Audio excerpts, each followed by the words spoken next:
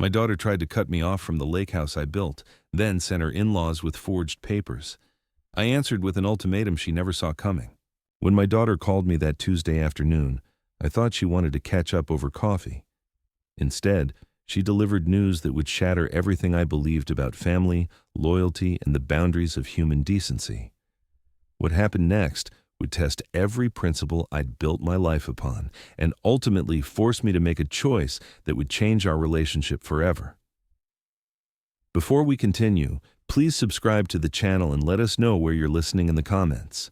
The phone rang just as I was finishing my second cup of morning coffee, the kind of perfectly timed interruption that should have felt normal. My daughter Sarah's voice came through the speaker with that particular brightness she used when she wanted something, though I couldn't have imagined the magnitude of what she was about to ask.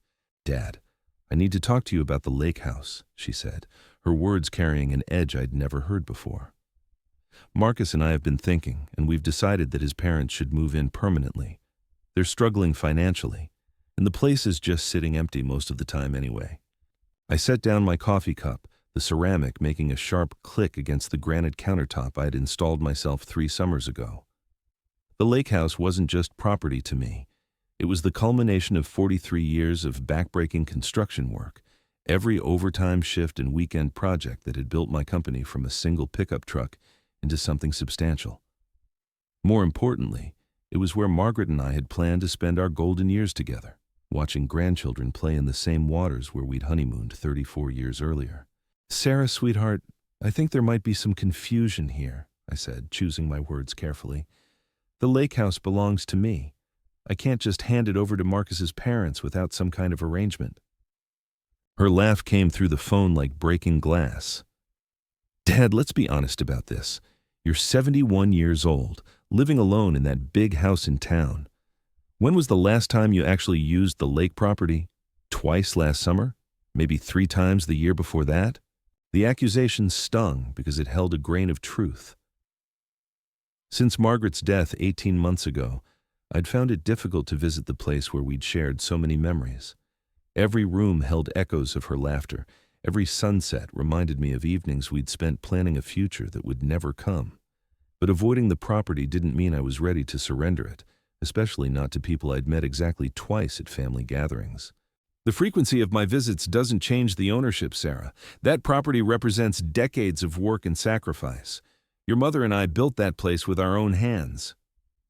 "Oh, please." Her tone shifted to something I'd never heard directed at me before, a mixture of impatience and barely concealed contempt. "You hired contractors for most of the work, and Mom's been gone for over a year now. Holding on to that place like some kind of shrine isn't healthy." I felt my chest tighten, not from anger, but from something deeper and more painful. This was my daughter, the little girl who used to help me measure lumber and hold flashlights while I worked on weekend projects. The same child who'd called me her hero during high school graduation. Speeches was now reducing my life's work to an unhealthy obsession. "Sarah, I understand that Marcus's parents are having difficulties, but there are other solutions. Maybe we could discuss a rental arrangement, or I could help them find something more suitable for their needs." "No, Dad, you're not understanding me." Her voice hardened into something final and absolute. "We've already decided. The lake house belongs to Harold and Patricia now. They're moving in this weekend, and you're not welcome there anymore. They need space to recover from their financial troubles, and having you show up randomly would just create unnecessary stress." The words hit me like a physical blow. Not welcome at my own property. The place where I'd proposed to Margaret on a moonlit dock, where we'd celebrated every anniversary for 3 decades, where I'd taught Sarah to swim in water so clear you could see your feet 12 feet down. Now I was being banned from it by my own child, as if I were some unwelcome stranger rather than the man who'd paid every mortgage payment and property tax bill for 28 years. "Sarah, I need you to listen very carefully," I said, my voice steadier than I felt. "That property is legally mine. The deed has my name on it, not yours, not Marcus's, and certainly not his parents. You cannot simply declare ownership of something you don't own." "Actually, I can and I am." The coldness in her voice was complete now, professional almost, like she was discussing a business transaction rather than dismantling her father's legacy. Harold and Patricia have already hired a moving company. They'll be there Saturday morning with all their belongings. If you try to interfere, we'll have to involve the authorities. I stood up from my kitchen table, pacing to the window that looked out over the small garden Margaret had planted before she got sick. The tomatoes were coming in beautifully this year, red and heavy on their stakes, exactly the way she'd taught me to grow them. She'd never see this harvest, never taste the sauce she'd planned to make, never sit with me on the lake house deck watching sunset paint the water gold and crimson. "Sarah, what's happened to you?" I asked, genuinely bewildered by this transformation from the daughter I thought I knew. "When did you become someone who could steal from her own father and call it a favor to people who are essentially strangers to me?" "Steal?" Her voice climbed to a near shriek. "I'm trying to help a family in need while you sit alone hoarding property you never use. Harold and Patricia are good people who deserve a chance to rebuild their lives.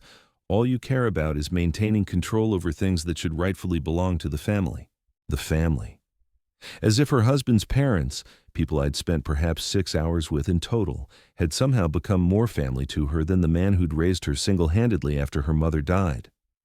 People who'd never contributed a single dollar to the property's purchase, maintenance, or taxes were now more deserving of it than the person who'd worked 16-hour days for 40 years to afford it. "Lynn." "Sarah, I want you to think very carefully about what you're doing here," I said, my voice dropping to the tone I used to use when she was a teenager testing boundaries. "You're not just taking my property, you're destroying our relationship. Once you cross this line, there's no going back to the way things were." "Maybe that's for the best," she replied without hesitation. "Maybe it's time you learned that the world doesn't revolve around you and your precious memories. Harold and Patricia will actually appreciate what they're getting, unlike someone who treats a beautiful lakeside property like a museum to his dead wife." The reference to Margaret as my dead wife, rather than her own mother, revealed something ugly that had been growing beneath the surface of our relationship. This wasn't just about property or financial need. This was about resentment that had been festering since Margaret's funeral, anger at me for grieving too long, for not moving on according to Sarah's timeline, for holding on to memories she wanted me to abandon. "I see," I said quietly, understanding finally dawning. "This isn't about Harold and Patricia's financial troubles. This is about you deciding that I've mourned your mother for too long, that I should just forget about the life we built together and hand over everything we worked for to make room for your new priorities. Don't psychoanalyze me, Dad. This is about practical reality. You're alone, you're not getting any younger, and you're wasting resources that could actually help people who need them. Harold lost his job at the plant.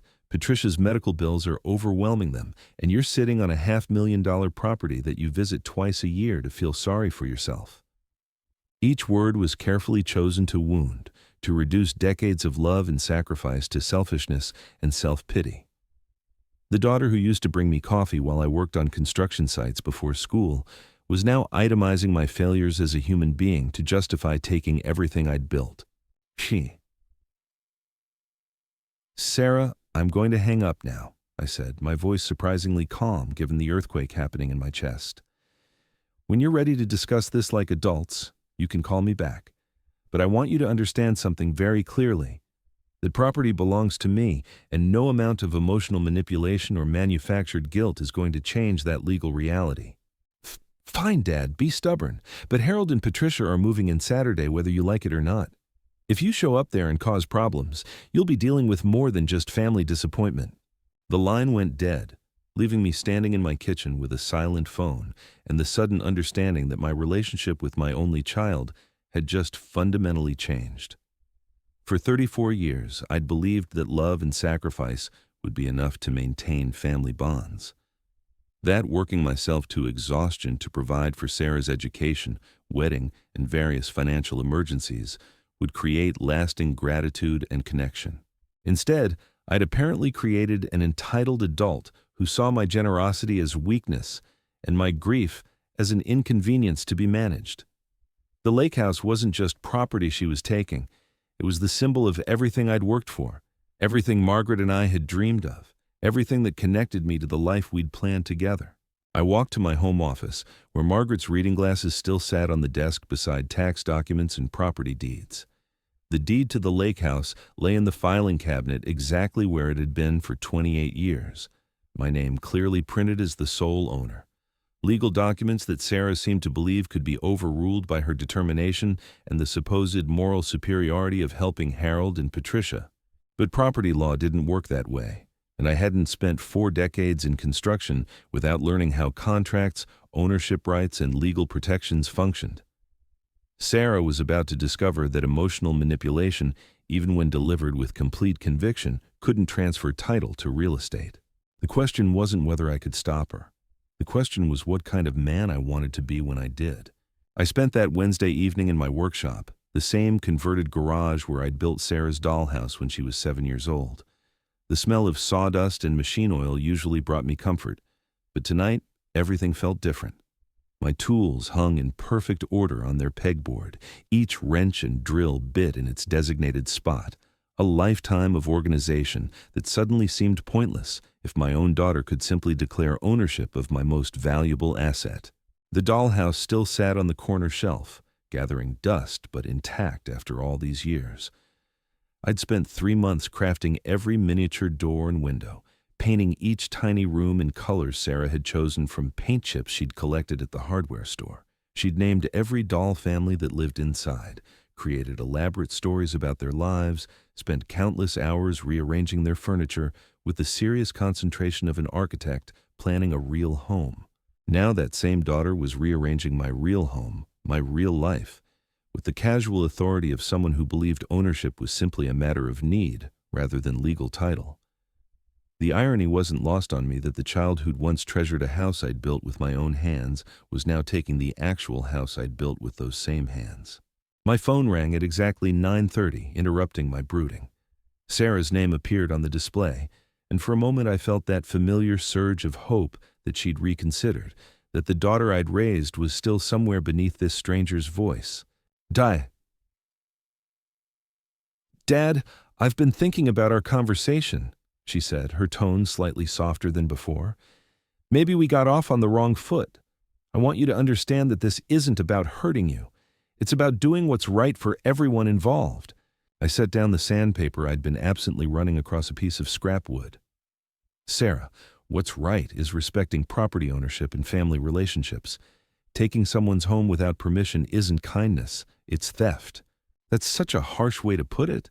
Her voice carried that wounded tone she'd perfected as a teenager, the one that used to make me apologize for setting reasonable boundaries. Harold and Patricia aren't stealing anything. They're family now, and family helps family. I thought you taught me that. I taught you that family helps family through support and guidance, not by seizing assets without consent. There's a difference between generosity and having your property confiscated. A long pause stretched between us, filled with the weight of everything that had changed in our relationship.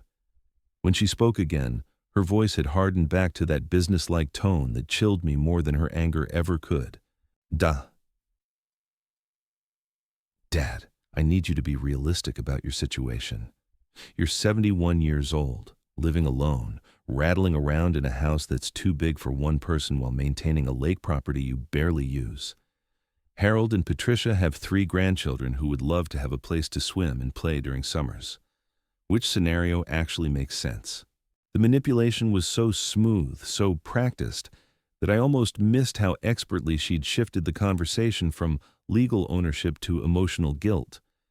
My age, my solitude, my grief-induced avoidance of the lake house, all transformed into evidence that I was being selfish by maintaining control over my own property. Sarah, those grandchildren aren't my responsibility. Harold and Patricia's financial problems aren't my responsibility. The only responsibility I have is to protect what your mother and I built together. Mom's been dead for 18 months, Dad. The words hit like a slap across the face. She's not coming back to enjoy that lake house. She's not going to sit on the deck watching sunsets with you anymore. All you're doing is preserving a museum to someone who's gone while real, living people could be making new memories there. The cruelty was breathtaking, not just in the words themselves, but in the calculated way she delivered them. Sarah knew exactly how much I missed Margaret, how every room in the lake house held memories I wasn't ready to abandon. She was weaponizing my grief against me, using my love for her mother as evidence of my unfitness to maintain ownership of our shared dreams. Your mother may be gone, I said quietly, but my love for her isn't a character flaw that disqualifies me from owning property. And your complete lack of respect for that love tells me everything I need to know about who you've become. Don't make this about respect, Dad. Make it about reality. You're not the same man who built that construction company. You're older, you're alone, and you're making decisions based on sentiment instead of logic. Harold and Patricia represent the future. You represent the past. The words crystallized something I'd been struggling to understand since our first conversation. This wasn't really about the lake house at all. It was about Sarah's fundamental belief that age and solitude had stripped away my right to self-determination. In her mind, I'd become a relic whose opinions and ownership rights were secondary to the needs of younger, more vital people. Sarah, I want you to listen very carefully to what I'm about to say. I stood up from my workbench, feeling the weight of decades settling into my bones. Tomorrow morning, I'm going to drive up to the lake house. I'm going to spend the weekend there, in the property that belongs to me. If Harold and Patricia show up with a moving truck, I'm going to politely but firmly explain that they're attempting to move into someone else's home. Dad, don't do this. Don't make things ugly when they don't have to be. I'm not making anything ugly, Sarah. I'm protecting my legal rights. If that creates ugliness, it's because you've chosen to create an ugly situation by trying to steal my property. Her intake of breath was sharp and audible. How dare you use that word with me? I'm trying to help people who need help while you sit there hoarding resources like some kind of miser. I'm sitting here defending my home from my own daughter, which is not a sentence I ever imagined I'd have to say. The sadness in my voice surprised even me. Sarah, do you understand what you're asking me to do? You want me to voluntarily surrender the place where your mother and I were happiest, where we planned to grow old together, where every board and nail represents years of sacrifice and dreams. You want me to give that up to virtual strangers because you've decided I don't deserve it anymore. I've decided that other people deserve it more, she shot back. Harold and Patricia will use it, appreciate it, fill it with family gatherings and holiday celebrations. All you do there is sit around feeling sorry for yourself.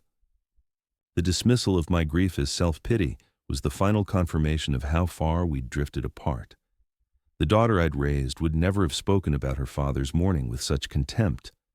The woman on the phone was someone else entirely, someone who'd learned to see compassion as weakness and ownership as a privilege that could be revoked by moral judgment. Sarah, I'm going to hang up now, I said, my voice steadier than I felt. Tomorrow I'll be at my lake house. If you want to continue this conversation like civilized adults, you know where to find me. Dad, wait! I ended the call and set the phone down with hands that barely trembled. Around me, my workshop held the evidence of a lifetime spent building things with patience and precision. Every project had required planning, the right materials, proper technique, and respect for the process. You couldn't force a joint that wasn't ready, couldn't rush a finish that needed time to cure, couldn't shortcut the fundamental steps that ensured lasting quality. Sarah had forgotten those lessons, if she'd ever truly learned them.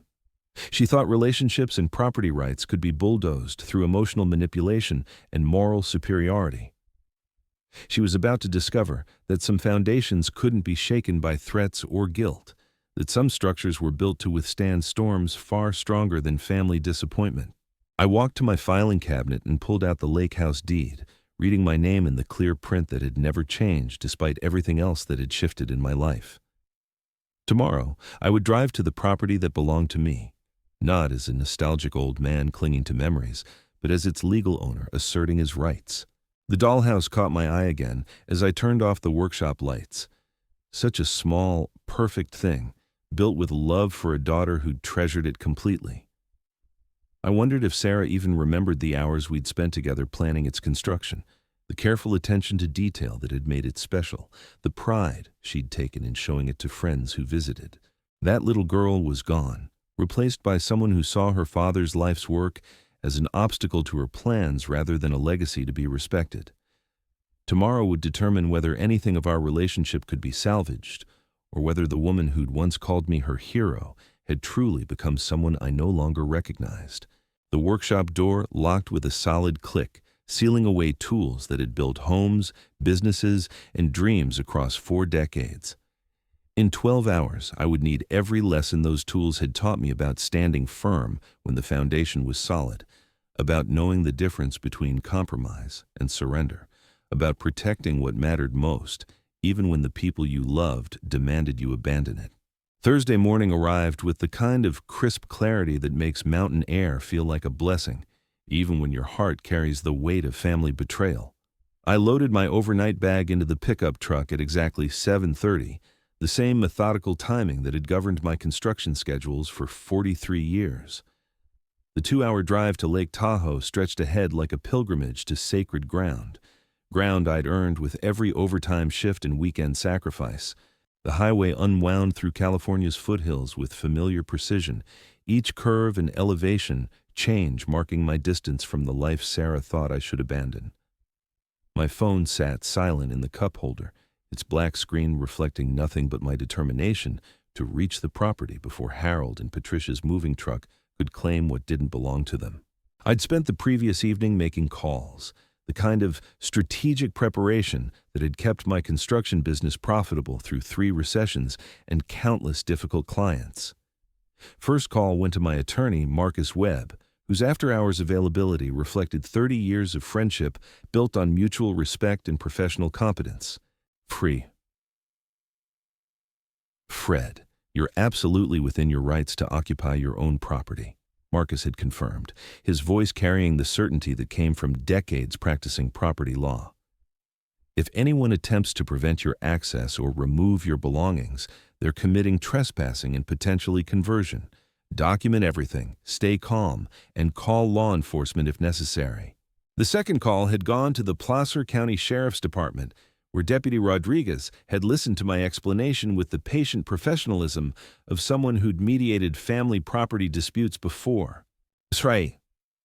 Sir, as long as you can prove ownership with documentation, you have every legal right to be on your property," she had explained. "If other parties claim ownership without proper legal documentation, that's a civil matter that needs to be resolved through the courts, not through possession of the premises." Armed with legal clarity and moral certainty, I'd slept better Wednesday night than I had since Margaret's funeral. The righteous anger that had sustained me through Sarah's manipulations was crystallizing into something more powerful. The calm determination of a man who'd finally stopped confusing family loyalty with self-destruction. The turnoff to the lake appeared exactly where it had been for 28 years, marked by the weathered wooden sign that still bore traces of the paint Margaret had applied during our 3rd summer there. She'd insisted on doing the lettering herself, practicing the strokes on scrapwood until her Lake Vista drive looked professional enough to match the dignity of our achievement. My property sat at the end of a private road, surrounded by pine trees that had grown from saplings into towering sentinels during our decades of ownership. The house itself appeared unchanged from my last visit 6 months ago, its cedar siding weathered to the perfect silver gray that only time and mountain weather could create. The dock extended into water so clear it seemed like polished glass, reflecting morning clouds that drifted across peaks still crowned with snow despite the advancing season. I parked in the same spot I'd been using for 3 decades, beside the fire pit where Sarah had roasted marshmallows during childhood visits, where Margaret and I had shared countless evening conversations about retirement dreams that cancer had stolen away. The familiar crunch of pine needles under my boots felt like coming home after a long exile, even though the exile had been self-imposed grief rather than family banishment. The front door key turned smoothly in the lock I'd installed myself, revealing rooms that held the accumulated comfort of years spent creating the perfect retreat. Margaret's reading chair still faced the window overlooking the water, her bookmark still marking page 237 of the mystery novel she'd never finish. The kitchen held appliances we'd chosen together, countertops we'd measured and installed, cabinets built to accommodate her height and my reach. Every surface, every corner, every carefully selected detail represented joint decisions made by 2 people who'd believed they had unlimited time to enjoy the fruits of their labor. Now, one of those people was gone, and their surviving partner was being told by his own daughter that grief disqualified him from maintaining ownership of their shared legacy. I unpacked my bag in the master bedroom, hanging clothes in the closet beside Margaret's summer dresses, which I'd never found the strength to remove.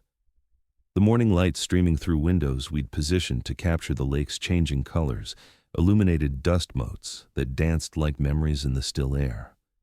This was my sanctuary, my connection to the woman I'd loved for 34 years, the place where her presence felt most real despite the finality of her absence.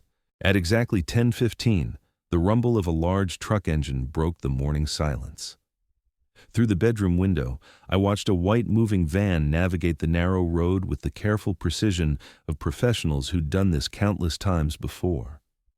Behind it followed a silver sedan that probably carried Harold and Patricia Thompson, the virtual strangers who'd somehow convinced my daughter that need trumped legal ownership.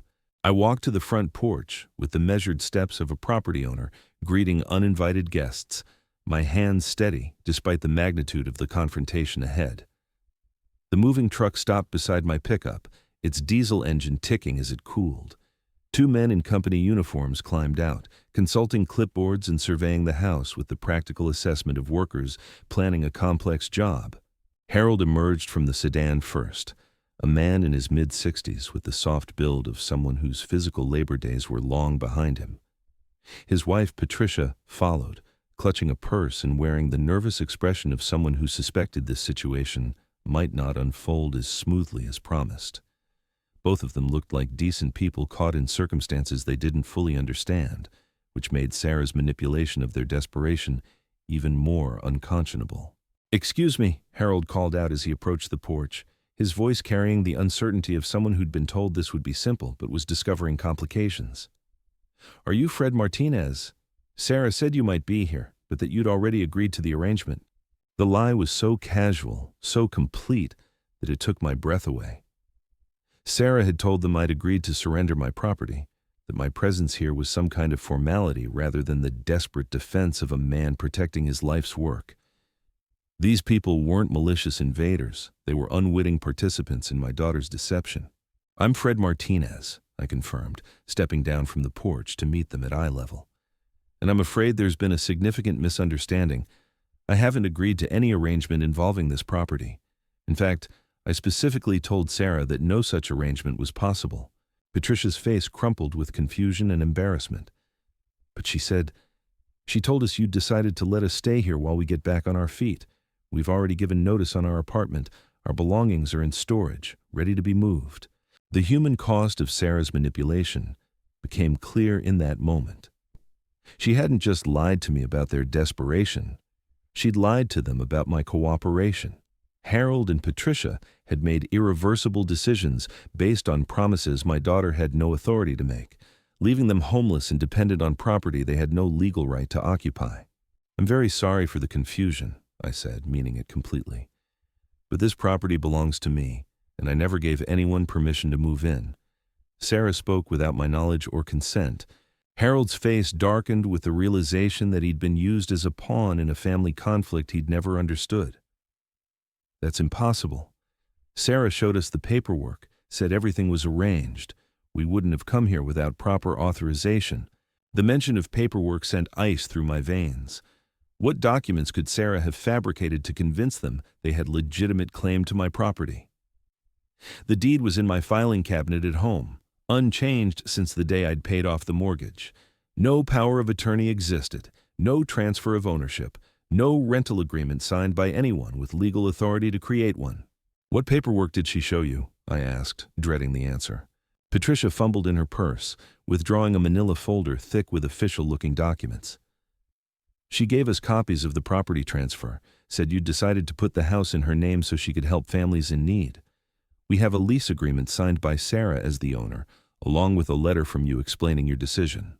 My hands trembled as I examined the documents, each page more shocking than the last. The property transfer bore my forged signature, witnessed by names I didn't recognize, but notarized with an official-looking stamp.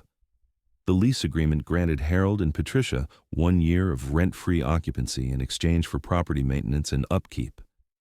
The letter, supposedly written by me, explained my decision to donate the property to Sarah's charitable efforts, praising Harold and Patricia as deserving recipients of generosity.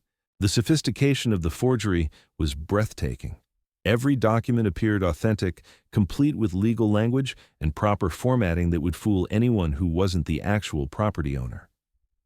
Sarah had invested significant time and money in creating false paperwork, convincing enough to deceive not just Harold and Patricia, but probably a moving company and anyone else who needed to verify their right to occupy the premises.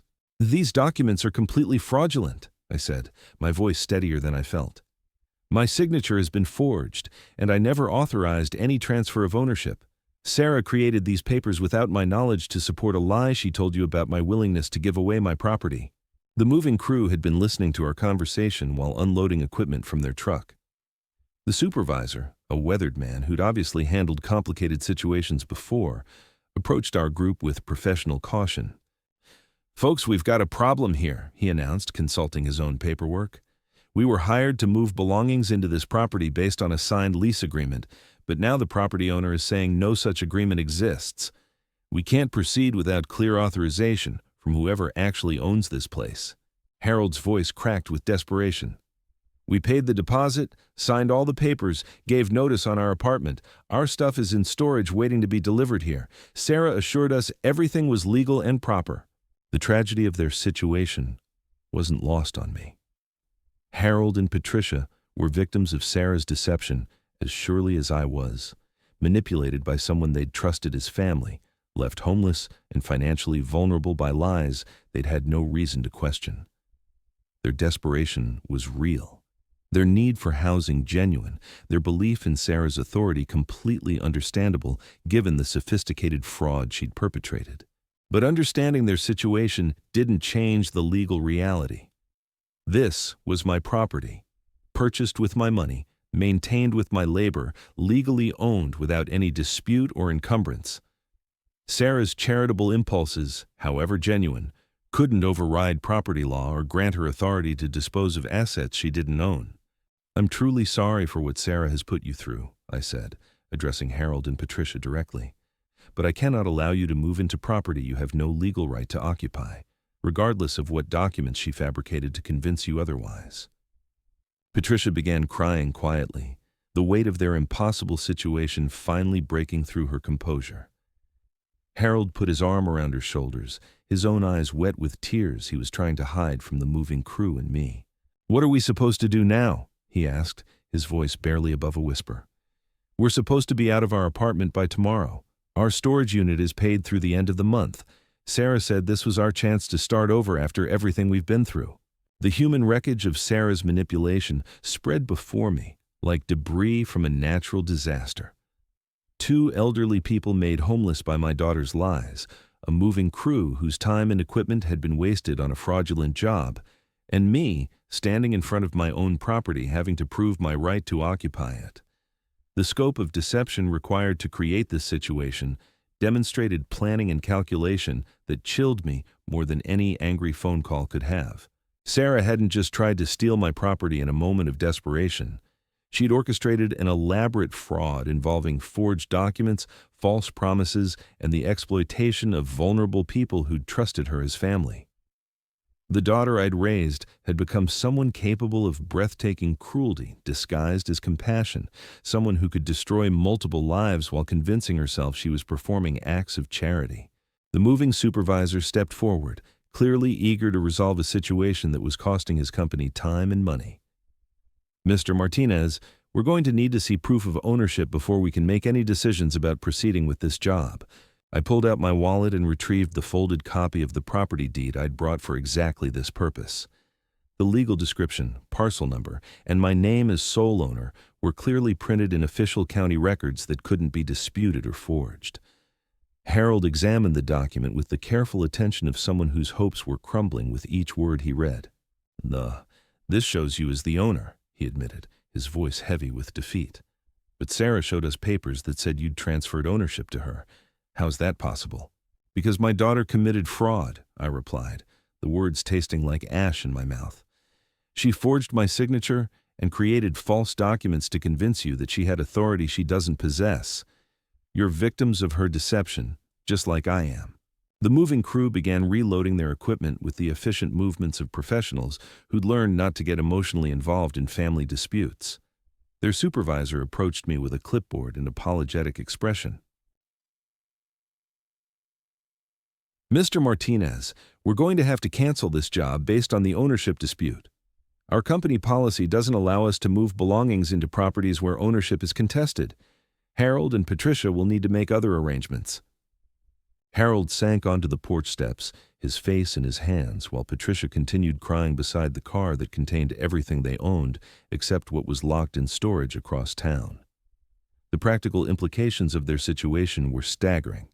No place to live, limited financial resources, belongings scattered between storage and their car, and the realization that someone they'd trusted as family had deliberately destroyed their lives.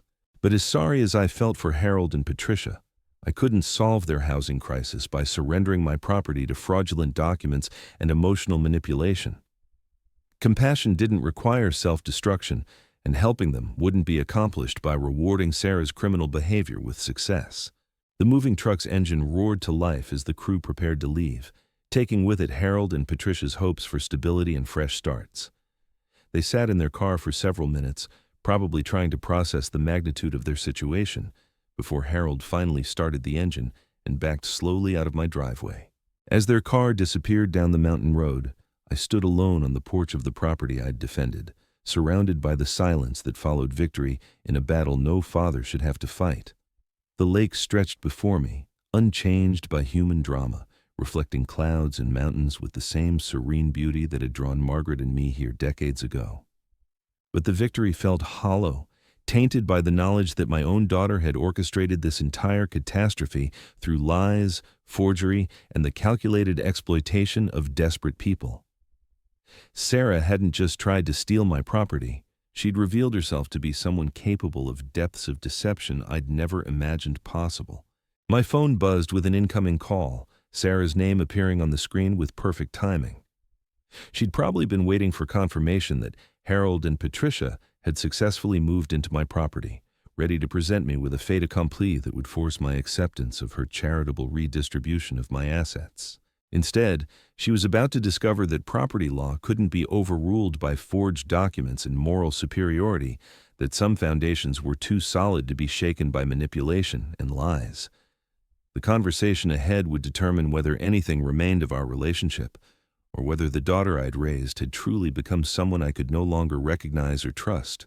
I answered the call with steady hands and clearer purpose than I'd felt in months, ready to teach Sarah the difference between charity and theft, between helping others and destroying family. The education was long overdue, and the lesson would be one she'd never forget. "Dad, please tell me Harold and Patricia are getting settled in properly." Sarah's voice carried that familiar tone of someone who expected confirmation of their victory, not the sound of defeat I was about to deliver. "Sarah, your friends aren't moving in because this property belongs to me, not you, and I never gave permission for anyone to occupy it," I said, watching a hawk circle lazily over the water that had witnessed this entire drama unfold. The silence stretched so long I wondered if the call had dropped. When she finally spoke, her voice carried a tremor I'd never heard before, a crack in the confidence that had driven her to orchestrate this elaborate deception. "What do you mean they're not moving in? Everything was arranged. The paperwork was signed. They gave notice on their apartment." Each word came out more frantic than the last, as if speaking quickly enough could somehow change reality. "The paperwork you forged, you mean?" I settled into one of the porch chairs Margaret and I had bought during our 10th summer here, feeling strangely calm despite the magnitude of what I was about to reveal. The documents with my signature that I never signed, authorizing a property transfer I never agreed to. Another long pause, this one heavy with the weight of exposure. Sarah was calculating, trying to determine how much I knew, how much I could prove, how much damage control she'd need to manage. "Dad, I don't know what you're talking about. Harold and Patricia showed me papers they said came from you. If there's some confusion about signatures or authorization, we can sort it out like adults." The audacity was breathtaking. Even caught in an elaborate fraud, she was attempting to shift responsibility, to present herself as an innocent intermediary rather than the architect of this entire scheme. The daughter I'd raised to value honesty above all else had become someone who could lie with such practiced ease that I wondered how long she'd been deceiving me about other things. Sarah, I examined the documents. I saw my forged signature, read the fabricated letter supposedly written by me, reviewed the fraudulent lease agreement you created. Don't insult my intelligence by pretending this was some kind of miscommunication. Her intake of breath was sharp and audible, the sound of someone whose careful plans had just collapsed completely. For 34 years, I'd been the accommodating father who avoided confrontation, who chose peace over principles, who'd rather absorb mistreatment than risk damaging our relationship. She'd built her entire strategy around that version of me, never considering that grief and betrayal might forge something harder. You don't understand the pressure I'm under, she said, her voice shifting to the pleading tone she'd used as a child when caught in mischief. Marcus is furious about his parents' situation. They're good people who've had terrible luck, and you have this beautiful property sitting empty while they're facing homelessness. So you decided to solve their problem by stealing my home and forging legal documents? I stood up from the chair, pacing to the porch railing where Margaret used to stand feeding birds from her palm. Sarah, do you understand that what you did is criminal fraud? You could face felony charges for forgery and conspiracy. Criminal fraud? Her voice climbed toward hysteria. I was trying to help people who needed help while you sit alone hoarding property you never use. That's not fraud. That's compassion. The twisted logic was almost impressive in its completeness. In Sarah's mind, her good intentions somehow transformed criminal behavior into moral superiority. She'd convinced herself that need justified theft, that her assessment of my property usage overrode legal ownership, that fraud became charity when practiced against family members. She'd decided we're too selfish to deserve their assets. Sarah, listen to me very carefully, I said, my voice carrying the authority I'd once used to manage construction crews and difficult clients. Compassion doesn't involve forging documents. Helping others doesn't require stealing from your father. What you did was fraud, plain and simple, and the only reason you're not facing criminal charges is because I haven't decided whether to press them yet. The threat landed exactly as intended. Sarah's breathing became rapid and shallow, the sound of someone finally understanding that actions carried consequences, even when performed with family members who'd historically absorbed abuse without retaliation. You wouldn't, she whispered, but the certainty had drained from her voice. You wouldn't have your own daughter arrested. The daughter I raised wouldn't forge my signature and lie to desperate people to steal my property, I replied. I'm not sure who you've become, but that person has already demonstrated they're capable of things I never imagined possible. Through the phone, I could hear Marcus's voice in the background, asking questions Sarah couldn't answer without revealing the scope of her deception. The conversation was muffled, but his tone suggested growing alarm as he began understanding that their elaborate plan had not only failed, but potentially exposed them to serious legal consequences. Dad, please, Sarah said when she returned to the phone, desperation bleeding through every syllable. Harold and Patricia are sitting in their car in the parking lot of a fast food restaurant because they have nowhere else to go. Their apartment lease ended yesterday. Their belongings are in storage. They trusted me when I said this was arranged, and now they're homeless because you're being stubborn about property you barely visit. The manipulation was so familiar, so practiced, that I almost fell into the old pattern of guilt and accommodation that had governed our relationship for years. Sarah knew exactly which emotional buttons to press, how to transform her criminal behavior into evidence of my heartlessness, how to make me feel responsible for consequences she'd created through deliberate deception. But standing on the porch of the property she'd tried to steal, surrounded by memories of the woman who'd helped me build everything Sarah now felt entitled to redistribute, I felt something different than the usual guilt. I felt clarity. Sarah, Harold, and Patricia's situation is tragic, but it's not my fault or my responsibility, I said, watching afternoon shadows lengthen across water that had reflected the same mountains for thousands of years before human drama arrived to disturb its peace.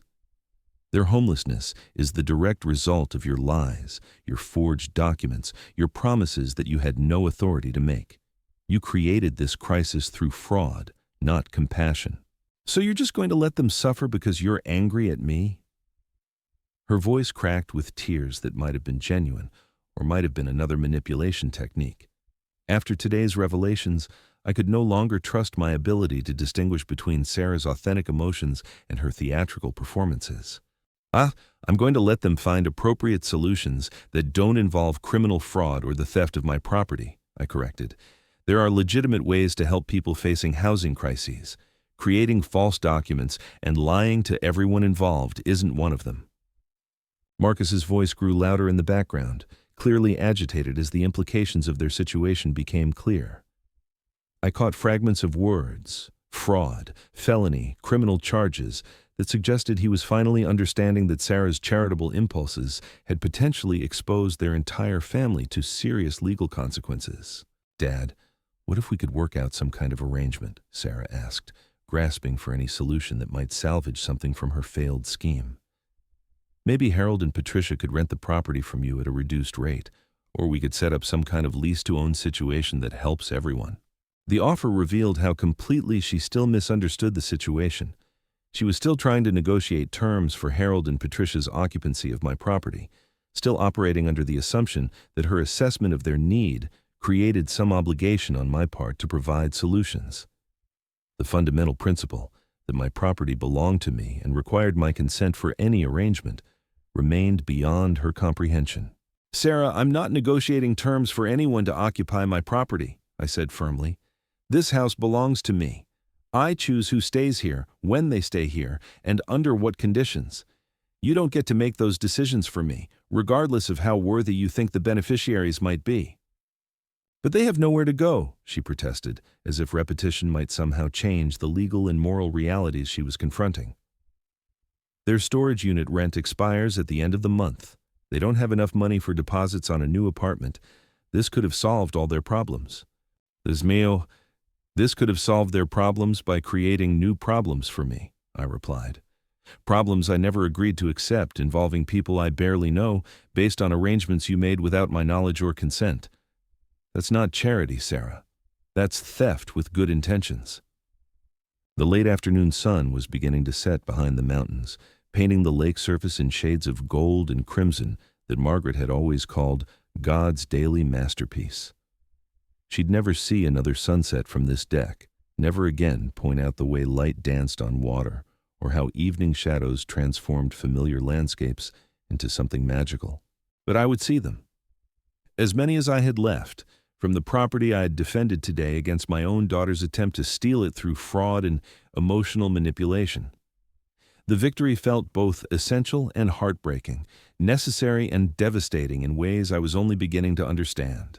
"Sarah, I'm going to hang up now," I said, fatigue suddenly weighing on me like a physical burden.